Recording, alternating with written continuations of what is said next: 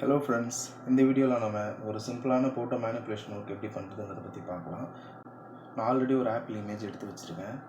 அந்த இமேஜில் லேயரில் ஒரு ரைட் கிளிக் பண்ணி டூப்ளிகேட் லேயர்னு கொடுத்து ஒரு டூப்ளிகேட் லேயர் ஒன்று எடுத்து அதை ஹைட் பண்ணி வச்சுக்கிறேன்.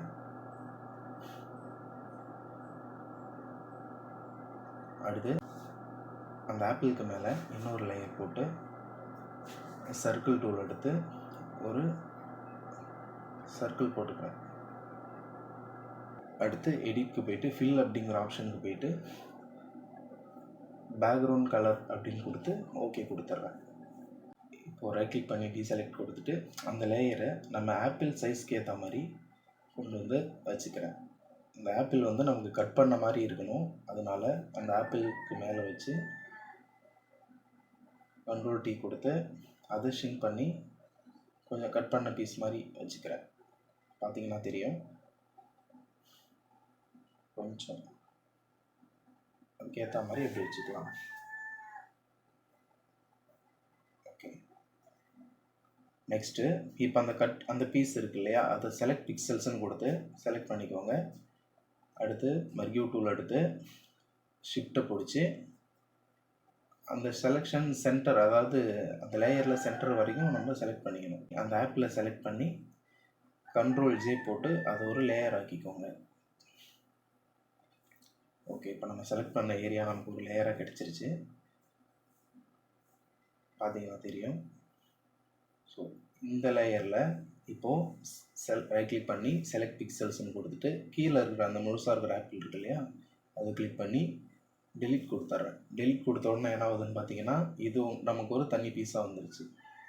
இப்போ மேலே ஒரு பீஸ், கீழே ஒரு பீஸ், அந்த மாதிரி நம்ம வெட்டி வச்சுருக்கோம். சென்டரில் அந்த பீஸ் வச்சுருக்கோம். ஓகே, இப்போ அதை நம்ம ஹைட் பண்ணிக்கலாம். ஸோ இதுக்கு மேலே தான் நம்ம அந்த லைன் ஃபோட்டோ உட்கார வைக்கணும். நான் ஆல்ரெடி லைன் PNGன்னு கூகுளில் சர்ச் பண்ணி ஒரு இமேஜ் எடுத்து வச்சுருக்கேன். அதை எடுத்துகிட்டு வந்து உள்ளே போட்டுக்கிறேன். கண்ட்ரோல் T கொடுத்து அந்த இமேஜை சின்னது பண்ணி அந்த ஆப்பிள் சைஸ்க்கு ஏற்ற மாதிரி நான் வச்சிடுறேன். ஓகே ஓகே, இந்த சைஸ் கரெக்டாக இருக்கும்னு நினைக்கிறேன். இப்போது அந்த லைனுக்கு மேலே இன்னொரு லேயர் போட்டு ப்ரஷ் டூல் எடுத்து கலர் பிளாக் கலர் எடுத்துக்கிறேன். எடுத்துகிட்டு ஒரு 2 கிளிக் பண்ணி கண்ட்ரோல் T கொடுத்து அதை கொஞ்சம் சைடில் இழுத்து பெருசாக்கிக்கிறேன். காலுக்கு மேலே இருக்குது, ஸோ காலுக்கு கீழே வச்சுக்கலாம். அந்த லேயர் கீழே எடுத்து போட்டுக்கிட்டு அதை பெருசாக்கி அதோட ஒப்பாசிட்டி கம்மி பண்ணிக்கலாம். அது ரொம்ப டார்க்காக இருக்குது, ஒப்பாசிட்டி கம்மி பண்ணி கொஞ்சம் நிழவு மாதிரி வச்சுக்கலாம். ஓகே, அதை ரைட் கிளிக் பண்ணி டூப்ளிகேட் லேயர் அப்படின்னு கொடுத்து இன்னொரு காப்பி எடுத்து அதை முன்னங்காலுக்கும் வச்சுக்கிறேன். முன்னாடி இருக்கிற காலுக்கும் ஒரு ஷேடோ மாதிரி வச்சுக்கிறேன். ஓகே, இப்போ நமக்கு பார்க்குறதுக்கு ஓரளவுக்கு நிழவு மாதிரி தெரியுது. ஓகே, இந்த அளவு வச்சா கரெக்டாக இருக்கும்.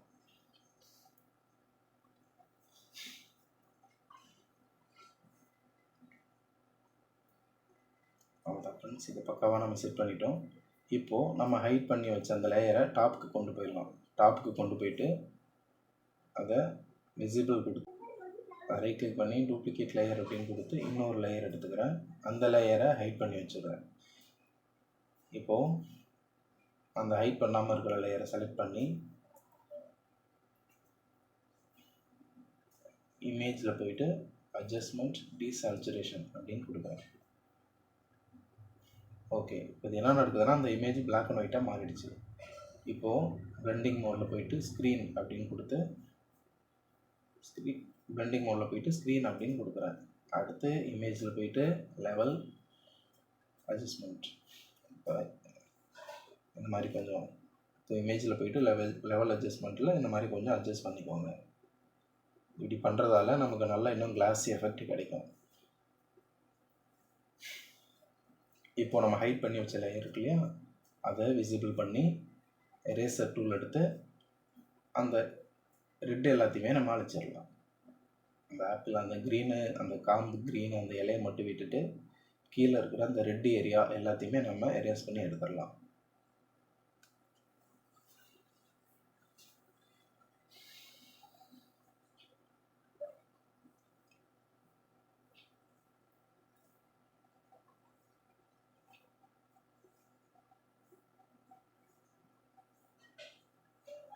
ஓகே, இப்போ நமக்கு ஓரளவுக்கு ரியலிஸ்டிக்காக இருக்கு.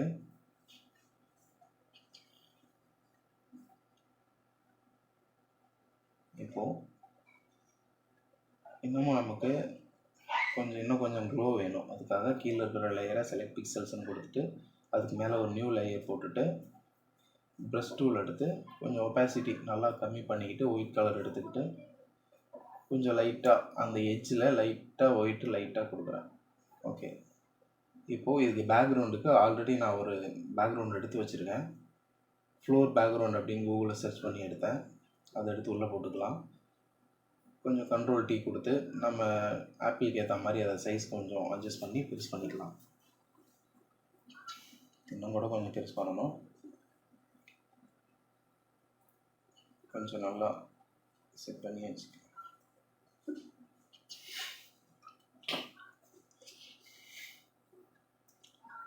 ஓகே, இப்போது இதுக்கு நம்ம ஷேடோ கொடுக்கணும். நியூ லேயர் போட்டுட்டு ப்ரஷ் டூல் எடுத்து பிளாக் கலர் எடுத்து ஒரு 2 கிளிக் பண்ணுறேன்.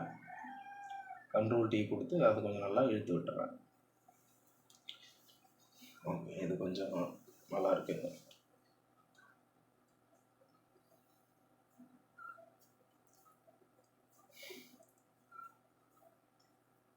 இப்போது பேக்ரவுண்ட் லேயரை நம்ம கொஞ்சம் ப்ளர் பண்ணிக்கலாம்.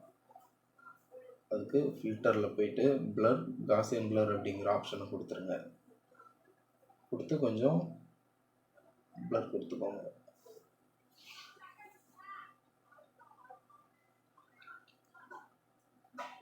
ஓகே, இப்போ நம்ம ஓரளவுக்கு எல்லாத்தையுமே செட் பண்ணிட்டோம்.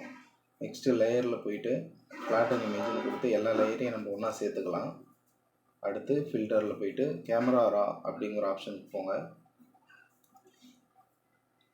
இதில் இப்போ நான் சேஞ்ச் பண்ணுறது அப்படியே பார்த்து நீங்கள் சேஞ்ச் பண்ணிடுங்க. டெம்பரேச்சர் கொஞ்சம் குறைச்சிக்கிட்டு டின்ட்டு கொஞ்சம் இன்க்ரீஸ் பண்ணிக்கிறேன். இப்படியே கீழே வந்தீங்கன்னா கான்ட்ராஸ்ட்டு இப்படியே கீழே இது எல்லாத்தையுமே கொஞ்சம் அட்ஜஸ்ட் பண்ணிக்கோங்க. ஏன்னா அப்போ தான் நமக்கு நல்லா அந்த ரியாலிட்டியான ஒரு இமேஜ் கிடைக்கும்.